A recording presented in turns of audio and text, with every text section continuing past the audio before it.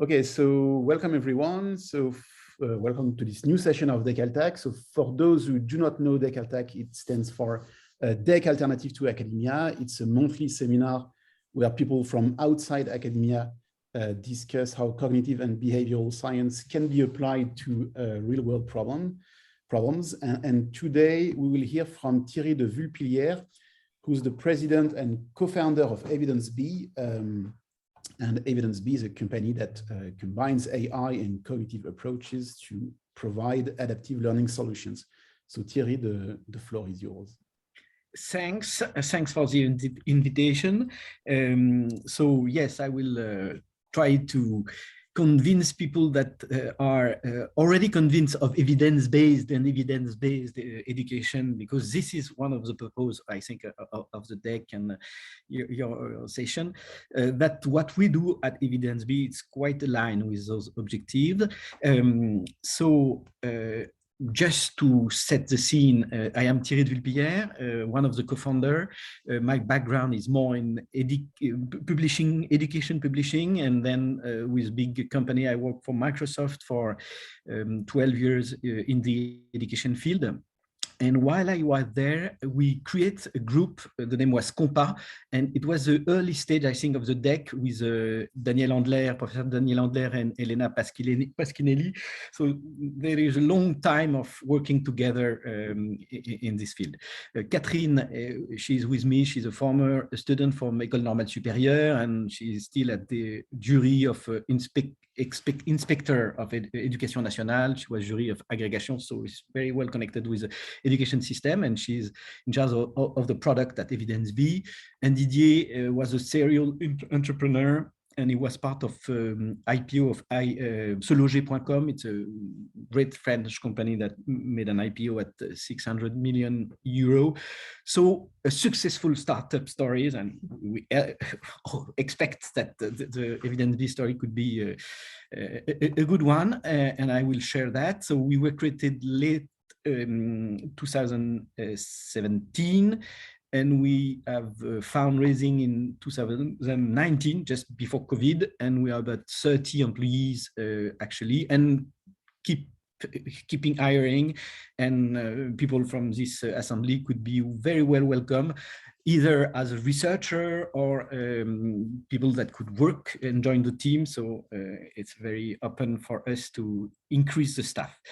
So I dig into the question. So those three figures are kind of summary of things that happen in education system. The first one came from last PISA studies. A question was asked for the students, they are 15 years old in the PISA studies, to compare 2/5 and 1.5, and 75% of the student, and this is valuable in the 80 countries of OECD participating to PISA. So that means those figures came from Finland, Singapore, successful system, I would say. So 75% of the student thinks that 2/5 is bigger than 1.5, which is wrong.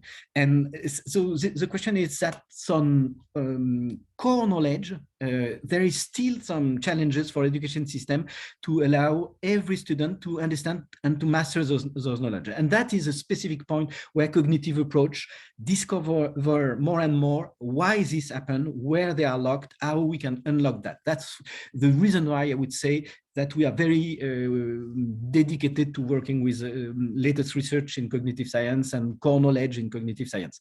The two other figures are more like regarding the struggling of the massification of education, with some part of students that still have difficulties with any kind of knowledge. So the gap in literacy and numeracy, it's a worldwide issue. Dropout students, so this is figures coming from the US, but we have about 150,000 students that left French education system without diploma. So it's everywhere a big question. And of course, the COVID situation that have stopped any school all over the world, one by one, has increased this threat of dropout students. So those are the questions that EvidenceB try to tackle with the modules. We are doing modules with EvidenceB for education system. We are tackling those kind of questions. The products that we are building are a combination of 3 fields of research. Cognitive science, you know about that, and we will show some example. And this is the starting point when we do a module.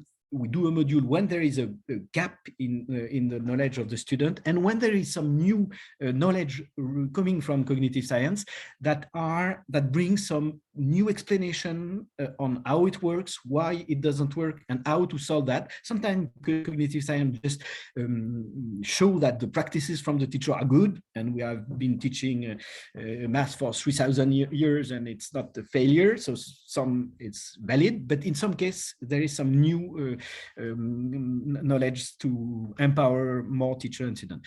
And then we have the AI, but the AI is behind the cognitive science. The AI, it's when we have designed what we expect with the cognitivist, we will strengthen the learning routes and the exercise and the that we provide with the strengths of the AI to have the right allocation of right exercise, of right activities for every student. And then there is a UX, all that is digital. We have CIFRE thesis within RIA actually on the curiosity. How do we sustain the curiosity of the student within the tool? The question is the intrinsic motivation. It's not just having UX that are gamification that lead to distraction, but how we have a UX that will serve the cognitive purpose without losing the student. So those are the 3 research we are working together. So I bring this quote from Daniel Handler, because he's part of the family of the DEC. But the main idea is, yes, there is a lot of difference between everyone, but there is some universal principle behind the brain and the knowledge. And that's the reason why we think there is value to work with the cognitive science. I would say all over the world. Those principles will work for Singapore, for Brazil, or for France, and that's the roots of EvidenceB. Then, because it's evidence-based, it's not a marketing title, it's a real, I would say, a commitment. Every module that we do are done with researchers. So we have direct contract with research lab researchers. So this is some figures with whom we work, and we increase, and there's just some of them here, just to show that when we do a module, it's always with Roberto Casati or Emmanuel Sander or Pascal Amsili. We'll show some example regarding those subject, and we are in the assembly some other researcher with whom we have project ready to start. So more cognitivists on the left, more AI on the right, but both sides are working with it.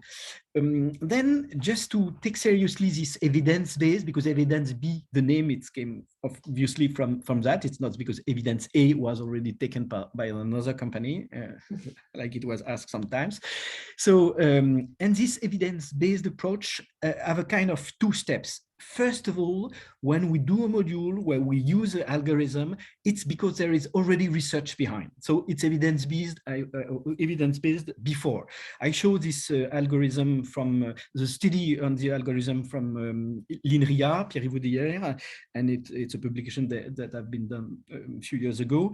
And it's one algorithm that we use. The name is multi-arm bandit.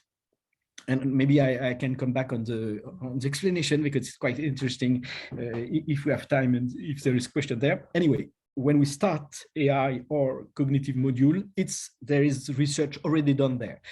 And the second part of the evidence-based is when we combine those innovation to have a product for example, adaptive math that have been bought by the Ministry of Education.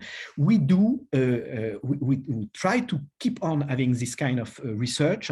So Professor Emmanuel Sander from University of Geneva, and he is part of Conseil Scientifique de l'Éducation Nationale with Stanislas Dehaene, he is doing a A/B test on adaptive math. So we keep on trying to understand what works, what doesn't work, how to improve the product.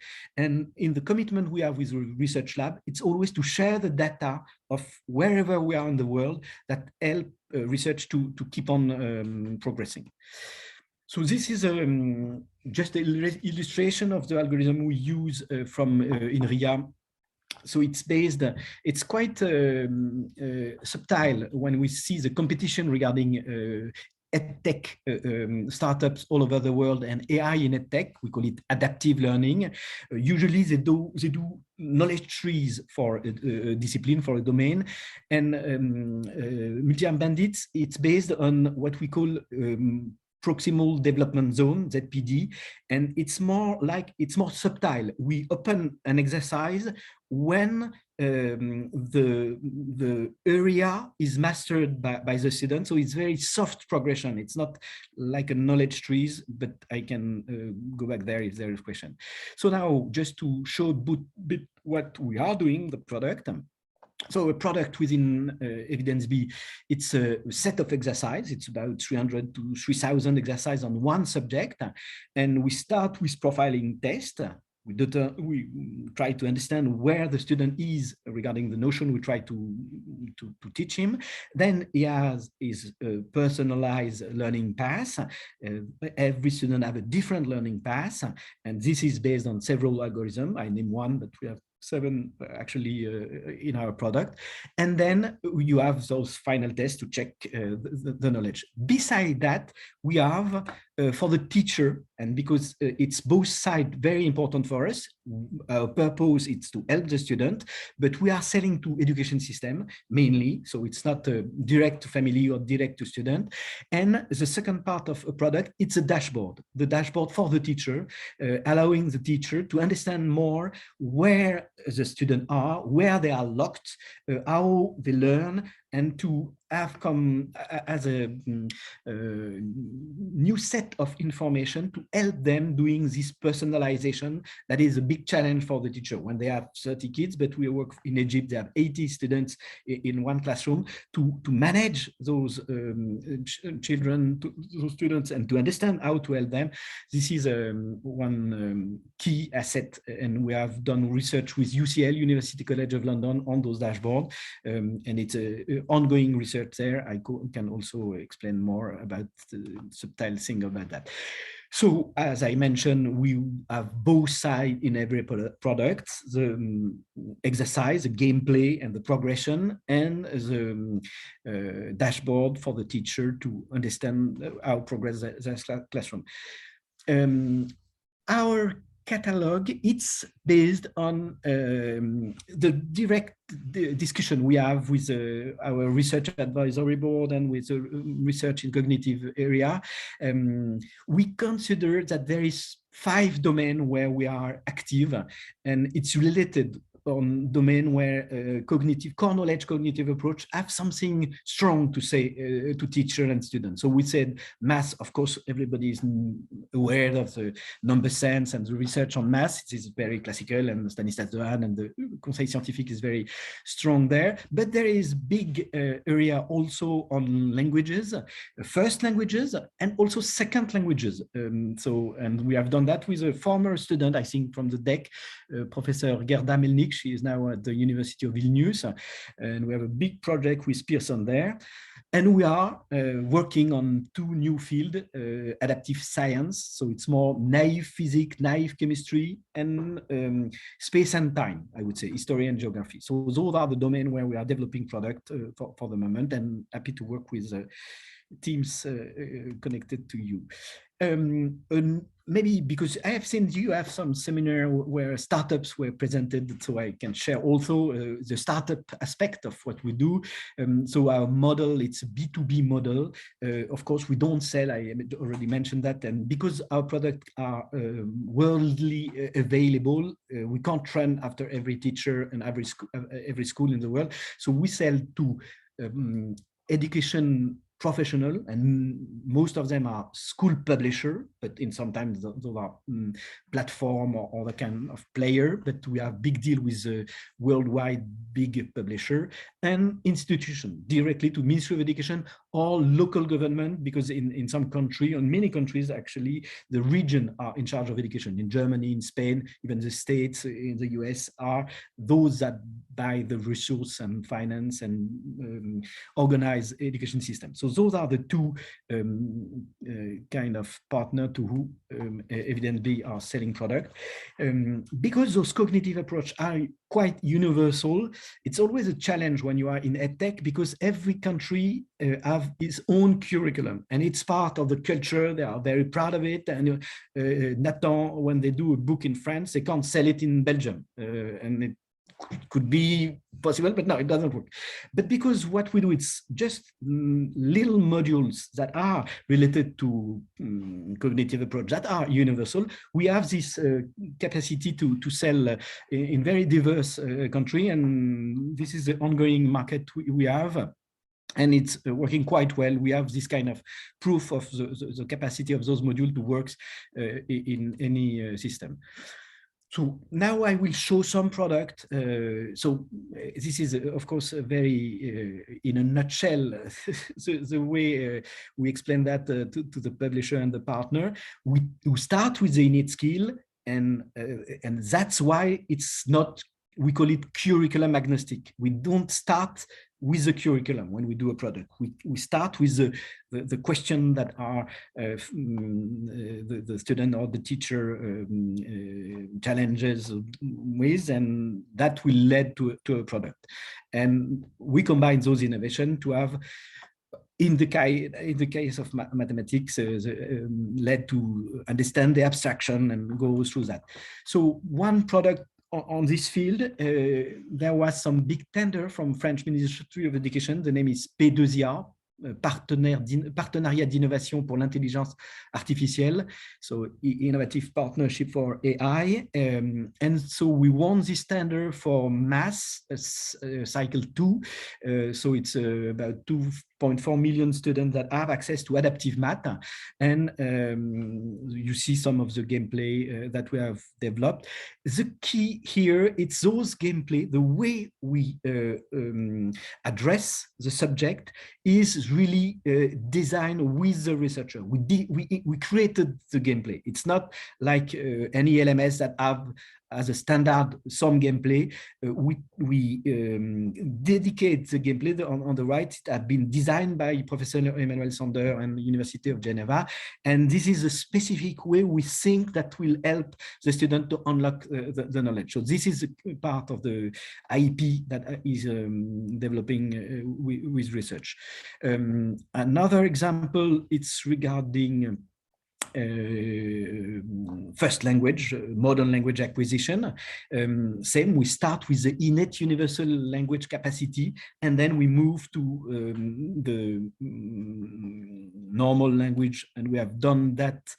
So actually, it's not in the good order, but this one is a second language, actually, that I show there. It's a product that we have done so with Gerda Melnik, that was at the deck, I think, in Institut Jean-Nico a few years ago. And to learn a second language, it's based on how the first one have been structuring the brain. I would say the brain will close some possibility based on the mother language, and when you want to learn a second language, you have to reopen some of those faculties that are not present in your mother language. And we have done modules, so actually it's 6,000 exercise, big project on Latin, and we have done it in Greek also, and in Italy Latin is very important, so you have some people there that can testify that it's a good language to still learn.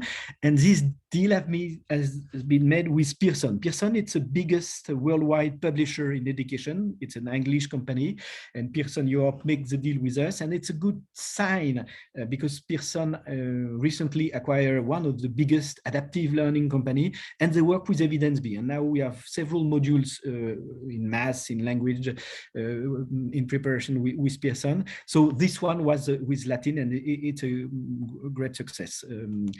So another example, it's example that I show at the start of this presentation regarding fraction and proportion, the 2/5 bigger than 1.5. So it's a module that we have developed with Lauriane Vagar-Chakian. She did a thesis and work in the Institut Max Planck on this question.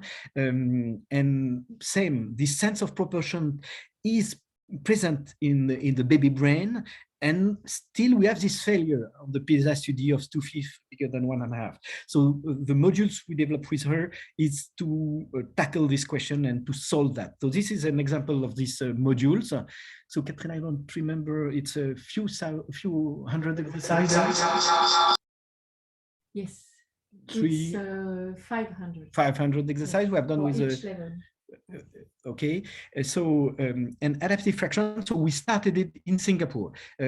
So just to show this curriculum agnostic approach, it's a research in Germany. We are a French company, and the first education system with whom we work is Singapore. Singapore is not a big country for the population. It's 30,000 births a year compared to 800,000 in France. But they are at the top of mass education in the PISA studies. So it's good for us to work to show that the value of our product in this education system that is supposed to be the best in math in primary school.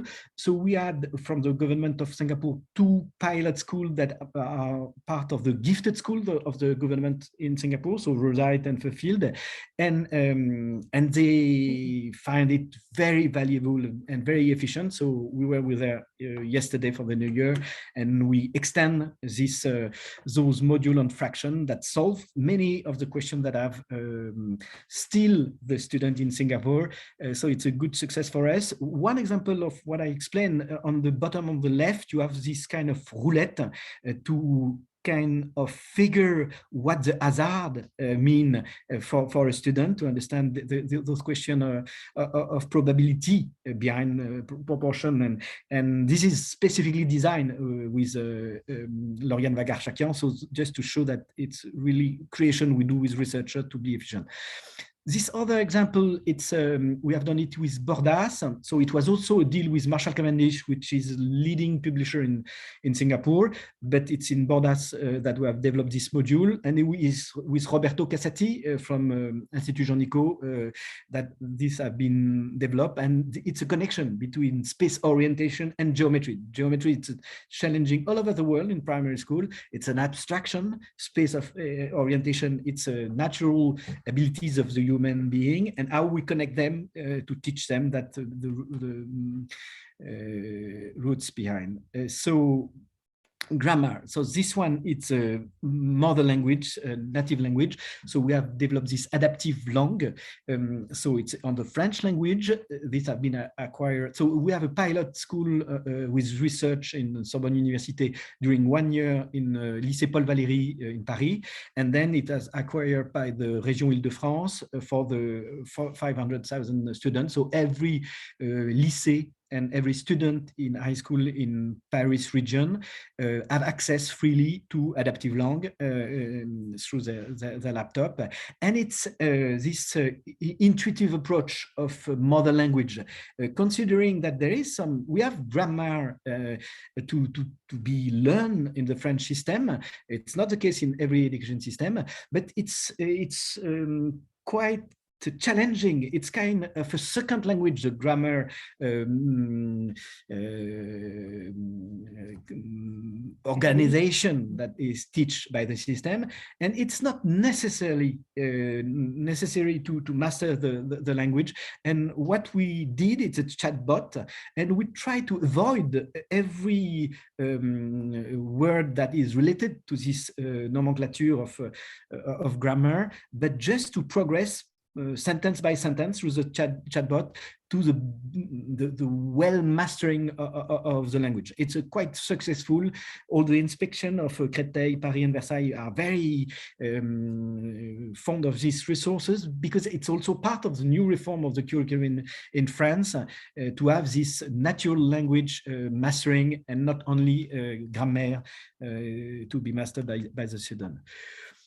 I nearly touched the end of the presentation.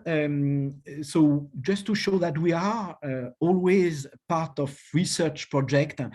So we couldn't do that with you, whatever is your next step in your life. But so we have done with EdLab, it was in Poitiers and University of Poitiers. Singapore was with some researcher in Singapore. Erasmus+, we are part of 2 European projects. Adaptive Langue was with Région Île-de-France and Sorbonne University. So we are very keen to open research project when appropriate. So we are quite proud to have some recognition sometimes. So we started actually the EvidenceB journey with UCL in London, and the program was named Educate. Educate, it was launched by Professor Rose Lequin, and she's one of the top researchers on AI for education, and we had some rewards on the dashboard with Educate. Catherine with me is very involved in the Women in Tech and the ability of tech company to have well-balanced women on board, especially on the AI and the dev team. And we are at Willa. Willa, it's an incubator for startups that have a woman co-founder.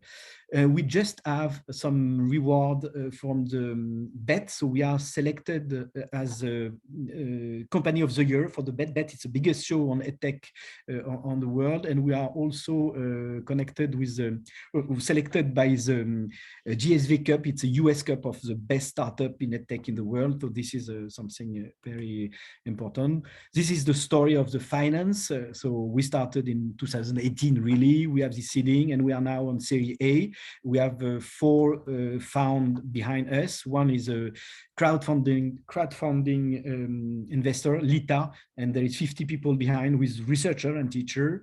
And this is my light slide. We are hiring and a research product owner, some data scientists, and every kind of possible hiring is open. It could be full contract or PhD, CIF or internship, whatever could suit people here. And this is about my presentation before any question that may have this assembly.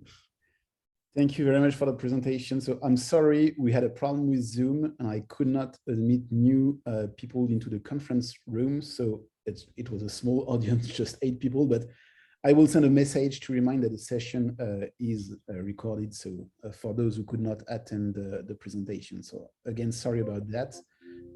We have to solve this Zoom problem. I don't know what's going on. We have time for questions. Are there any questions? Yes, Olivier. Yes, thank you for the presentation. I would like to know if you can measure the results in grades of students. What do you mean? If it's more appropriate for certain age or certain grade, or? No, I mean I know you are not working directly with the schools, but I understand that the different module is improving the understanding of the students. So I would like to know if you can see improving in the grades, for example, in exam or something like that. Okay, I got the question. So what I explained at the beginning, we have this evidence-based before. So when we have a research, sometimes this research have already been made through education system to show that on the fraction, what Max Planck have done, show that they improve when we use this kind of expression of fraction. So there is some evidence before we do a product. And then your question is more related to what we do at EvidenceB. Our module, when we give them to the student, are they improving their skills and their mark in exam? So that's the post-test, and we are quite recent. So I have not 3 years of feedback on that question. So we have a research with Emmanuel Sander on the bringing evidence, I would say scientific evidence of that, and we keep on working to provide this kind of evidence of improving the grade, the way you mentioned it, with the product. Besides that, we have the testimony, I would say, and testimony is not a research based, but for Singapore, it's a pilot school, it's done seriously, you have all the math teacher, and they say there is a huge progress for the students in the mastering of the proportion in some types of challenges they have. So those are nourishing the feedback that you are asking for, but the impact studies, it's something that we do, and it's in the DNA of the product. For the moment, it's on the adaptive math that are the biggest extent, and we have these impact studies ongoing to kind of provide this answer. Yeah. And it could be no. The answer could be no, I would say. It's not magic. So what we try to do is to, for sure, improve those kind of mark. But we have, it's all digital. So the thing for us is to improve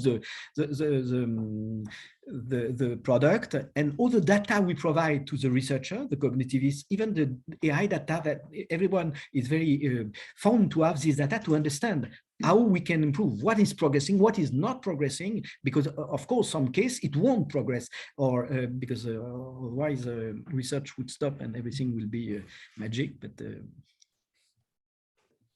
and we are developing now specific internal dashboard to provide them to the searchers we work with, so that they can have all the feedback they need to understand what happened with the real students, and to enhance and reinforce their own study and the product after that. And so, change the product, yes. the product or the graph behind the AI. So all that is in progress. It's not a static product.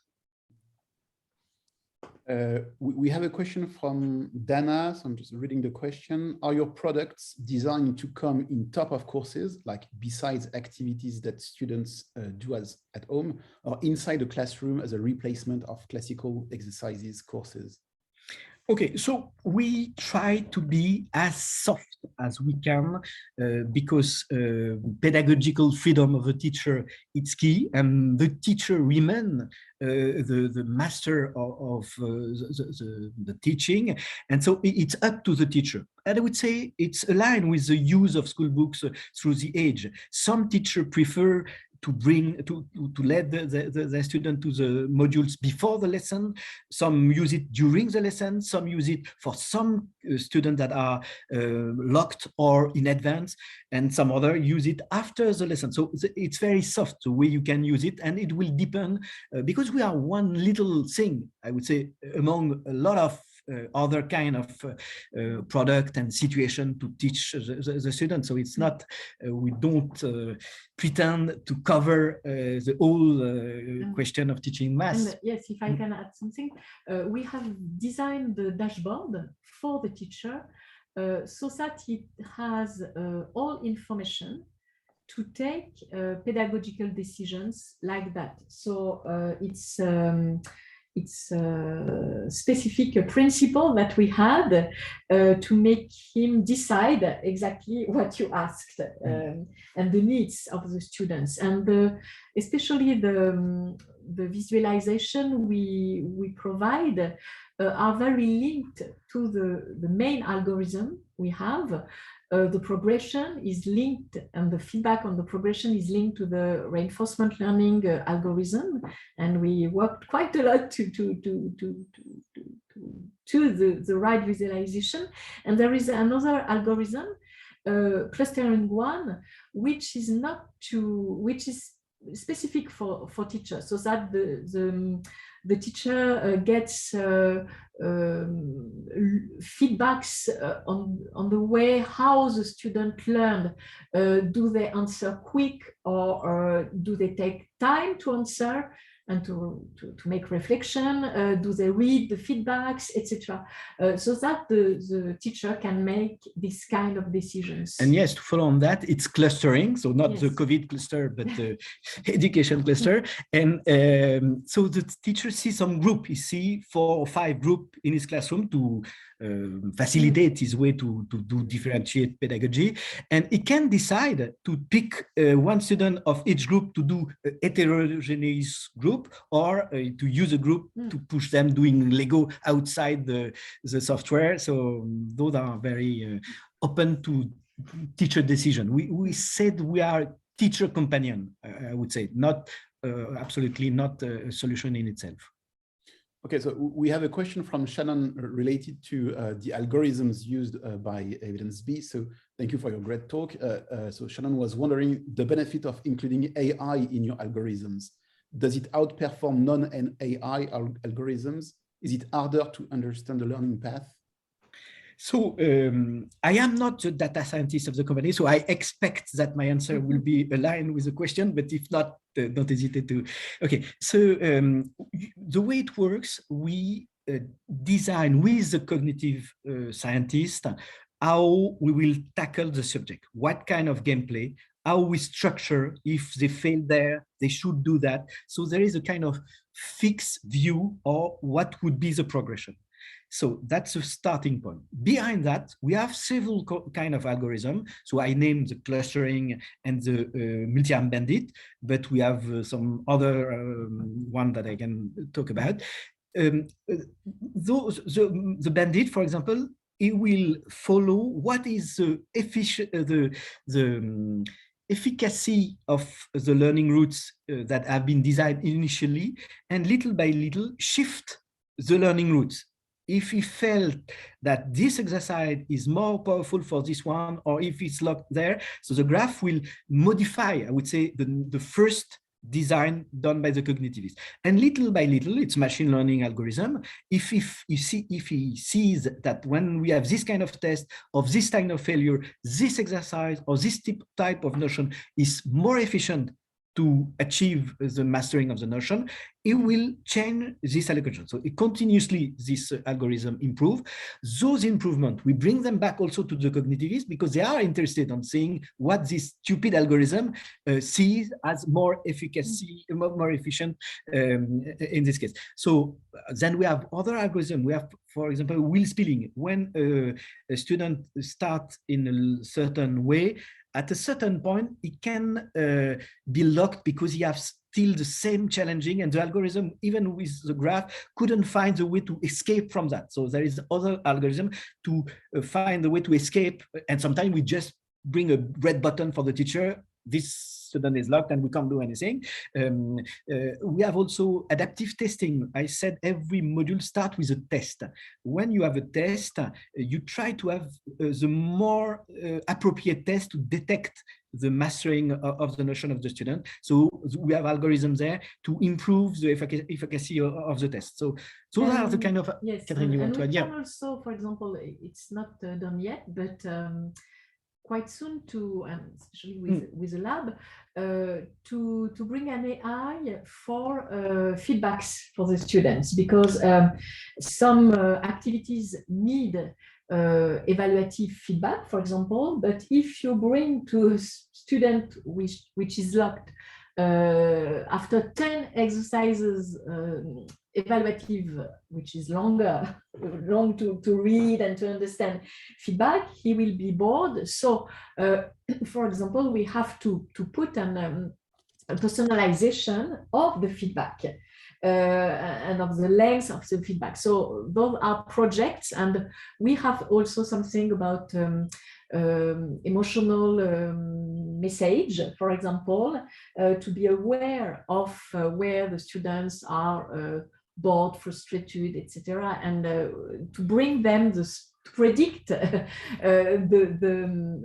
time, the moment where they will be in this mood, and to impede, to provide something, a message, to help them at this time. So these are the kind of use we have of AI, yes, but yes. maybe your question, because I understand that there is a kind of separation you do between algorithm and AI, and I am not in this kind of debate enough expert to, because there is a lot of fights, is this AI, is not AI, this is algorithm, this is ART, we use ART for some other. So those are those debates that we have within the data scientist team, but I'm sure they are relevant, but I don't know the answer. For example, we work now on bringing NLT to evaluate productions. For example, we have this project coming very soon now to let the students make written production, and how to evaluate this production. This is a big deal, and we need to bring some new technos, and every time we work in a very humble way, so that we provide something which is efficient, not magical. We don't promise the moon. It's correct in English. And so we have this this project coming very soon. And about, for example, deep learning, this could be a question. Is it relevant or not? Because in education, the data set is not so big. So how to do that? So we have this kind of question. If it was your question, the difference between AI and algorithm, etc. But we consider with INRIA that reinforcement learning could be named AI, but no problem with the words. Okay, thank you. It's 1:15, so maybe a last general question. You collect a lot of data, of learning data. Are these data shareable for research, for example? Is there a procedure at EvidenceB for this? Or to what extent can you share this data for research? So there is two parts for the answer. So of course, it's a very sensitive field, education, data in education. And yes, we are aligned with the GDPR and all the regulation, and we are very cautious on that. And we are, sorry. How we do the anonymization, how we cancel the data after a certain time, how we don't reconciliate anything, and we don't do. So this is just a context of this question. And then when we deal with a researcher, with a research lab, this is one of the part of the contract. How we, because we do that, it's a common agreement that we provide this large field of test, but we provide back in the format that would be appropriate for the research lab. So it's a direct, I would say, relationship at this stage between University of Geneva and EvidenceB to settle the framework Catherine mentioned, this data framework for the researcher. There are ongoing projects, and I'm part of the jury from Prime Minister for some French global project to have a kind of education data hub, to have something that is more global and shareable regarding those questions. We are dedicated to research. We are a transfer company, I would say. So we work very easily on those fields, always under the respect of the protection of data and ethic of data. But this is the kind of answer I would provide. I don't know if it... You know, it's very clear. Thank you very much. So I think that we'll stop here. Thank you, Thierry and Catherine, for this very clear and very interesting presentation. So again, the video of the session will be available in 1 or 2 weeks on the Decaltech's webpage. Again, thank you. Thank you for the invitation. And feel free to provide us some people from your Cogmaster or other field. We are happy to have them on board, whatever would be the way, or work with students working with our research lab. And Valeria, we keep on on this project. Students will be very interested. Thank you all and have a nice day. Thank you. Bye. Goodbye. Goodbye. Bye.